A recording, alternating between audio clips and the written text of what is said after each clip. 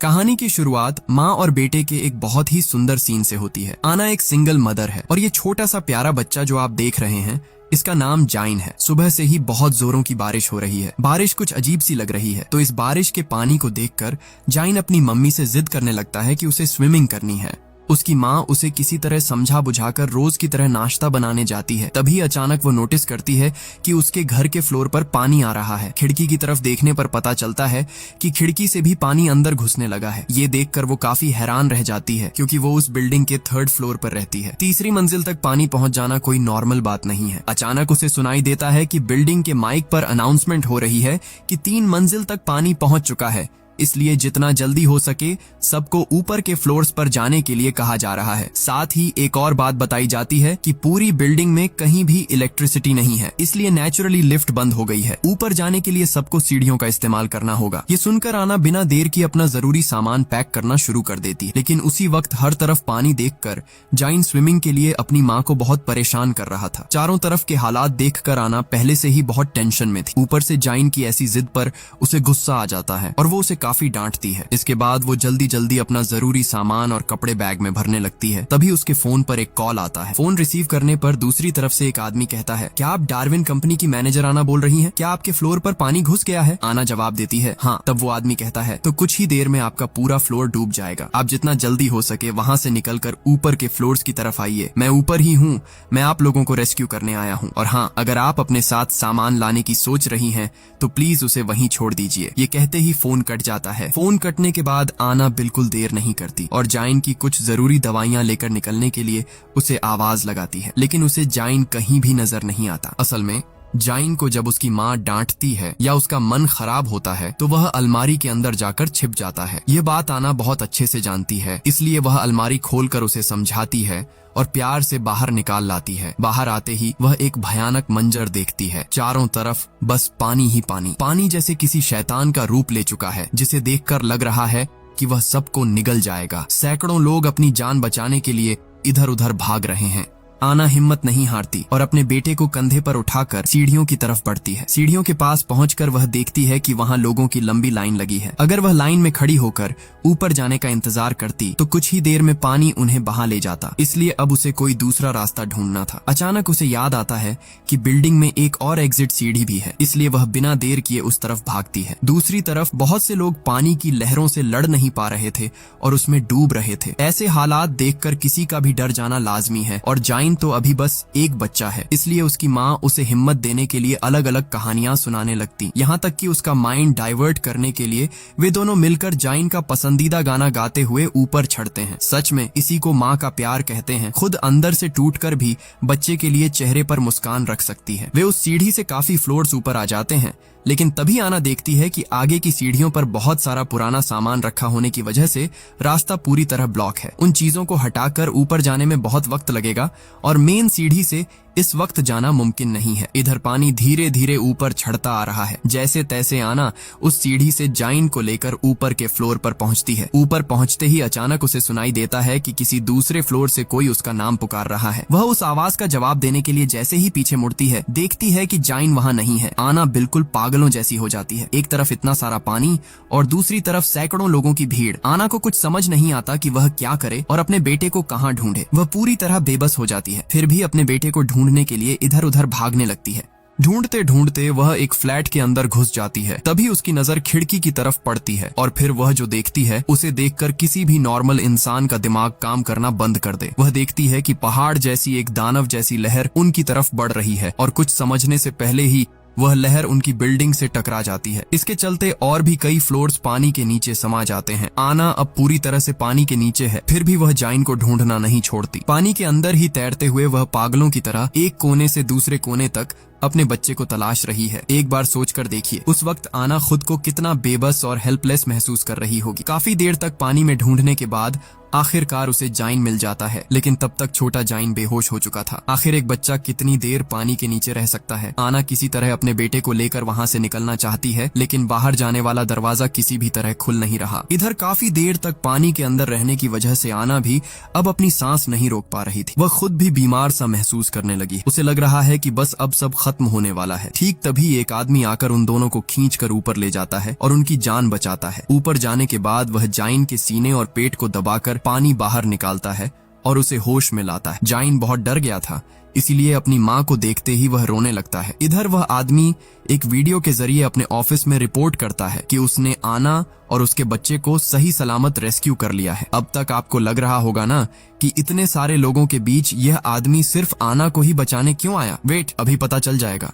जब आना उस आदमी से उसकी पहचान पूछती है तो वह बताता है कि उसे डार्विन कंपनी ने भेजा है। वह उस कंपनी की सिक्योरिटी टीम का हिस्सा है और उसका नाम हीजो है। इसके बाद जब हीजो उन्हें लेकर ऊपर की तरफ जा रहा था, तब आना उससे पूछती है, बाहर का पानी इतना नमकीन क्यों है? मुझे तो लगता है कि यह कोई मामूली बारिश नहीं है। तब हीजो उसे बताता है कि बारिश तो नॉर्मल है, लेकिन यहाँ जो बाढ़ आई है वह समंदर का पानी है। असल में अंटार्कटिका में एक उल्का पिंड गिरा है, जिसकी वजह से सारी बर्फ पिघल गई है और यह बाढ़ आई है। आना पूछती है, क्या इस बारे में वैज्ञानिकों को कुछ नहीं पता था? हीजो बताता है कि साइंटिस्ट्स को सब कुछ पहले से पता था, लेकिन उनके पास इस सिचुएशन को संभालने का कोई रास्ता नहीं था। इसीलिए वे बेकार में लोगों को बताकर अफरा तफरी या डर का माहौल नहीं बनाना चाहते थे। और हाँ, आज शायद इस दुनिया का आखिरी दिन हो सकता है। सब कुछ पूरी तरह खत्म हो जाएगा। हीजो की बातें सुनकर आना परेशान हो जाती है और पूछती है, अगर दुनिया खत्म ही होने वाली है तो आखिर हम जा कहाँ रहे हैं? हीजो आना से कहता है, आप भले ही खुद को डार्विन कंपनी की एक मामूली मैनेजर समझती हो, लेकिन आप कोई साधारण इंसान नहीं है। आपकी कंपनी में एआई के लिए जो इमोशन इंजन तैयार किया जाता है, उसे सिर्फ आप और आपके बॉस ही बना सकते हैं। सुबह से आपके बॉस और उनकी बेटी का कहीं पता नहीं है। शायद वे अब तक पानी में डूब चुके होंगे। इसलिए अब हमारी आखिरी उम्मीद सिर्फ आप हैं। हमने ऑलरेडी लैबोरेटरी में इंसानी शरीर तैयार कर लिए हैं, लेकिन उस बॉडी में इमोशन सिर्फ आप ही डाल सकती हैं। क्योंकि आज दुनिया के सभी लोग मारे जाएंगे, इसलिए दोबारा धरती पर इंसान बसाने के लिए भी हमें आपकी जरूरत है। इसीलिए आपको ले जाने के लिए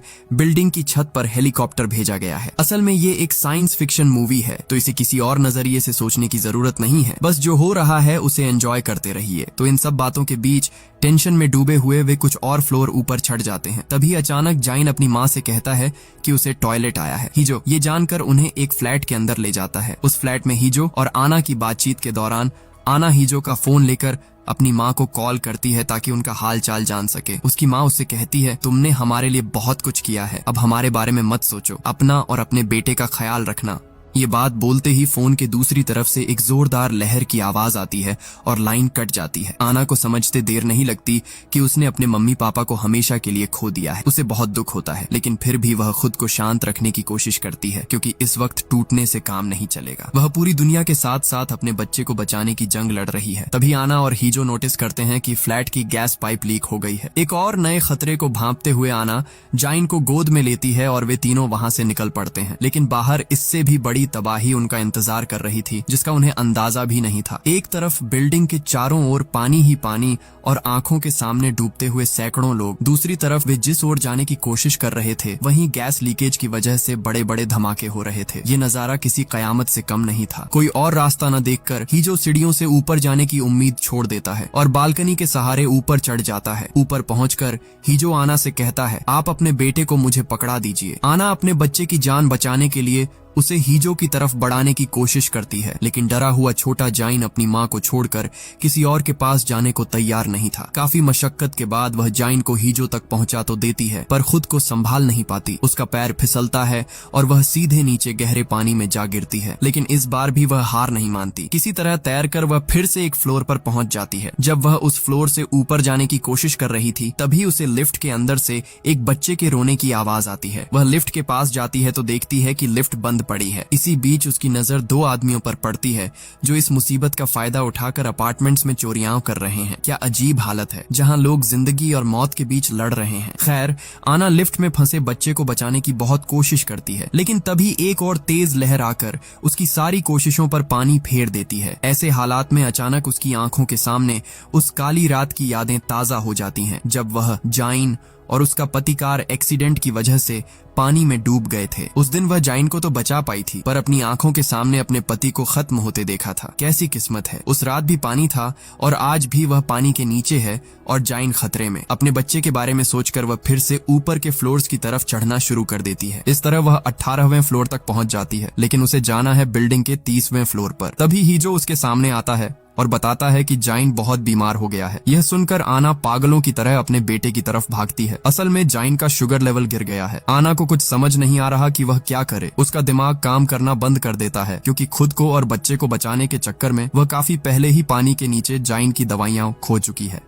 आना जाइन को लेकर भागने लगती है। तभी हीजो पीछे से जो कहता है वह पूरी कहानी का रुख ही बदल देता है। वह कहता है, आप इतनी पागल क्यों हो रही हैं? जाइन को लेकर इतनी चिंता करने की क्या जरूरत है? आप तो जब चाहें जाइन की एक कॉपी बना सकती हैं। उसके सारे इमोशंस आपके पास हैं, उसके पूरे ब्रेन का बैकअप भी आपके पास है। अब खामखा इसके पीछे वक्त बर्बाद करने से हमें कोई फायदा नहीं है। एक तरफ बच्चे की यह हालत और दूसरी तरफ हीजो की ऐसी अजीब बातें सुनकर आना को बहुत गुस्सा आता है। वह भागते हुए अपने बेटे को लेकर एक फ्लैट में जाती है। जैसे तैसे कुछ चीजों को मिलाकर एक दवाई तैयार करती है और जाइन को पिलाती है, जिससे थोड़ी देर में जाइन की हालत सुधरने लगती है। मूवी के इस सीन में हम देखते हैं कि जब आना जाइन के कपड़े साफ कर रही होती है तो उसे अचानक बाहर धूप चमकती हुई दिखती है। यह देखकर वह मन ही मन बहुत खुश होती है और उसके मन में उम्मीद की किरण जगती है। वह हीजो से कहती है, देखो देखो धूप निकल आई है, शायद अब सारा खतरा टल गया है ना? सब कुछ पहले जैसा हो जाएगा। लेकिन हीजो इस बात पर कुछ नहीं कहता। वह आना को जो बताता है उससे उसका दिल फिर से टूटकर बिखर जाता है। हीजो कहता है, मैं तुम्हें एक बात बताना भूल गया था, हमारा प्लान बदल गया है। फिलहाल अंतरिक्ष में जो हमारा रिसर्च सेंटर है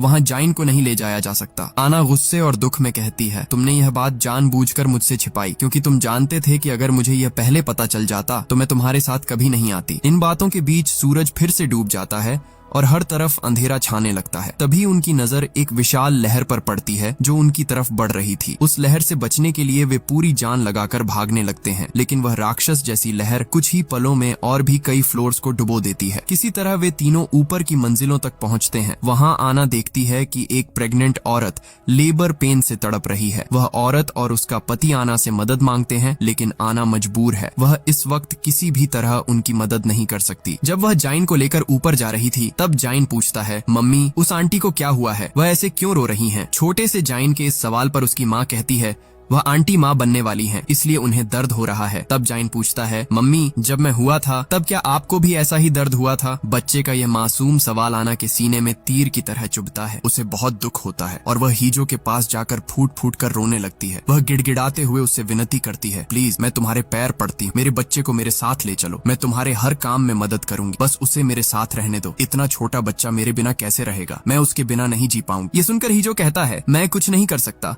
मुझे जो ऑर्डर मिला है मुझे वही करना होगा। यह कहकर वह छत पर चला जाता है, जहां वह देखता है कि रेस्क्यू टीम पहले से ही पहुंच चुकी है। वहां जाकर आना को पता चलता है कि उसे जहां ले जाने की बात कही गई थी वह पूरी तरह झूठ था। रेस्क्यू टीम के लोग आना से जाइन को छीन लेते हैं। आना बहुत मिन्नतें करती है, गिड़गिड़ाती है, पर कोई फायदा नहीं होता। इसके बाद अचानक रेस्क्यू टीम के 2 लोग हीजो को गोली मार देते हैं और तब टीम का लीडर एक अजीब सी बात कहता है। वह कहता है कि आना के अलावा यहाँ मौजूद हर इंसान मारा जाएगा। आना अब समझ जाती है कि अब उसके हाथ में कुछ नहीं है, इसीलिए वह आखिरी बार जाइन को गले लगाकर प्यार करती है। अब सवाल ये है कि उन्होंने जाइन को क्यों रोक रखा है और आना को कहाँ ले जाया जा रहा है। कुछ ही देर में आना स्पेस की तरफ अपनी यात्रा शुरू कर देती है। मूवी में दिखाया जाता है कि पूरा शहर पानी में डूब रहा है और ठीक उसी समय किसी ग्रह के टूटे हुए हिस्से आना के रॉकेट की तरफ तेजी से आ रहे हैं। मूवी के इसी सीन में हमारे सामने आता है सबसे बड़ा असली ट्विस्ट। हम देखते हैं कि आना अपने उसी अपार्टमेंट में सोकर उठ रही है। बाहर सिर्फ पानी ही पानी है। मतलब ये वही सीन है जो हमने मूवी के पहले सीन में देखा था। मुझे पता है आपके मन में बहुत सारे सवाल आ गए होंगे।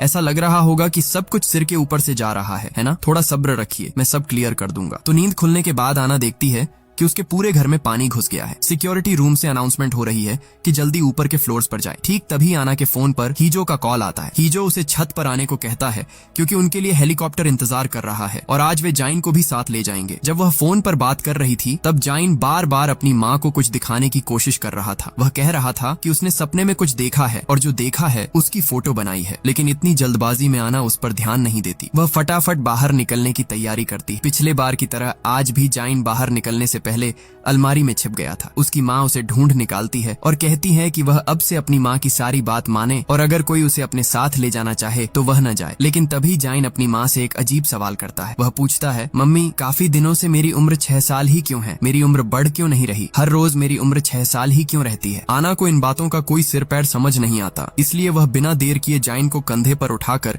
छत की तरफ ले जाने लगती है। लेकिन पिछली बार जब हीजो ने आना को आवाज दी थी तब उसने जवाब दिया था, पर इस बार वह हीजो की पुकार पर कोई रिस्पॉन्स नहीं देती। वह हीजो को इग्नोर करके जाइन को लेकर भागने लगती है। लेकिन तभी एक विशाल लहर सबको बहा ले जाती है। लहर की चपेट में आकर बहुत से लोग मारे जाते हैं और कई बह जाते हैं।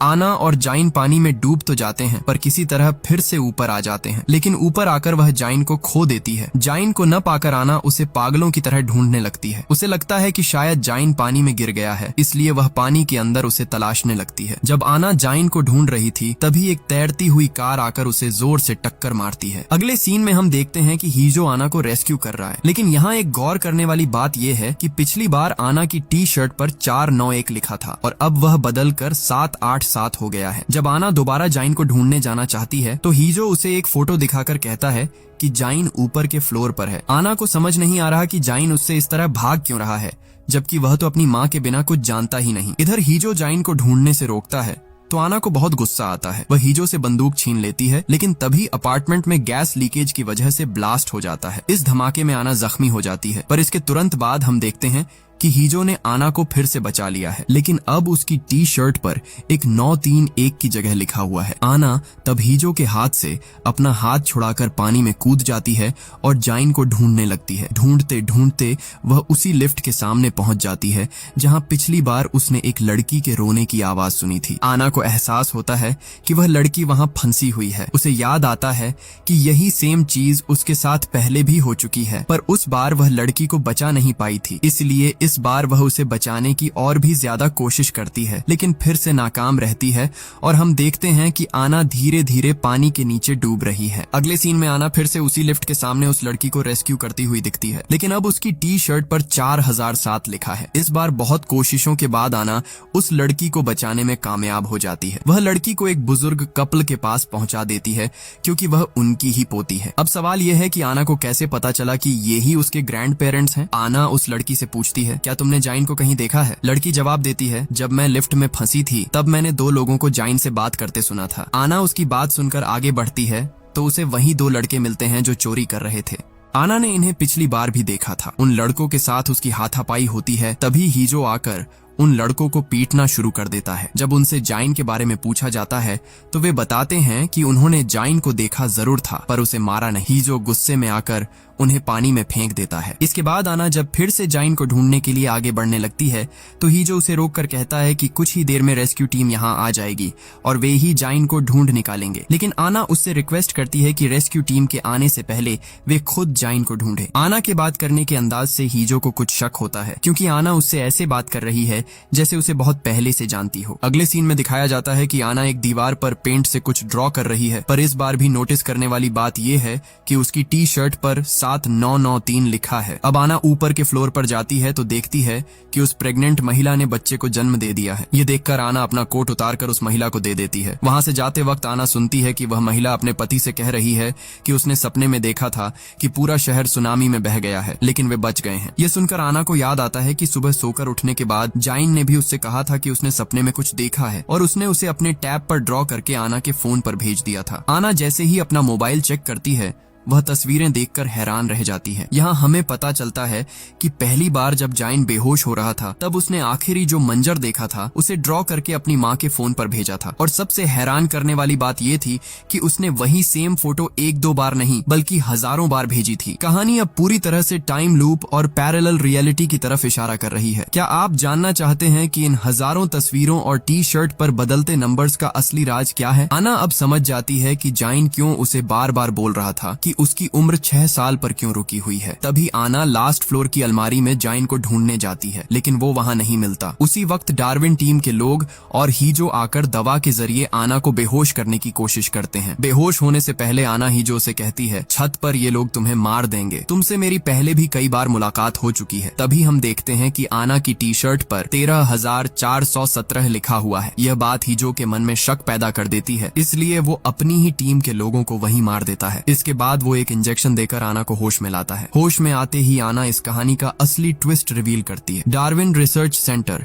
काफी समय से सिंथेटिक ह्यूमन बॉडी बनाने के सीक्रेट प्रोजेक्ट पर काम कर रहा था। वे 3D मॉडल के जरिए ऐसी बॉडीज बनाते हैं जो इंसानों की तरह सब कुछ कर सकती हैं, यहाँ तक कि बच्चे को जन्म देना भी। लेकिन प्रॉब्लम ये थी कि उनके अंदर गुस्सा, दुख या प्यार जैसे कोई इमोशंस नहीं थे। इसलिए आना और उसके बॉस ने इमोशन इंजन पर काम शुरू किया था। इसके लिए 2 चीजों की जरूरत थी, एक टेस्ट सब्जेक्ट और दूसरा टेस्ट सैंपल, क्योंकि एक इंसान का दूसरे इंसान के प्रति प्यार और जिम्मेदारी से ही इमोशन पैदा होता है। इसलिए उन्होंने 2 आर्टिफिशियल बॉडीज बनाई। उन दोनों में से एक जाइन है। इसका मतलब है कि जाइन कोई इंसान नहीं बल्कि एक सिंथेटिक ह्यूमन बॉडी है और आना उसकी बायोलॉजिकल माँ नहीं है। इसीलिए उस दिन जब जाइन ने प्रेग्नेंट औरत को देखकर आना से पूछा था कि क्या उसे जन्म देते वक्त आना को भी इतना ही दर्द हुआ था, तब आना उस सवाल का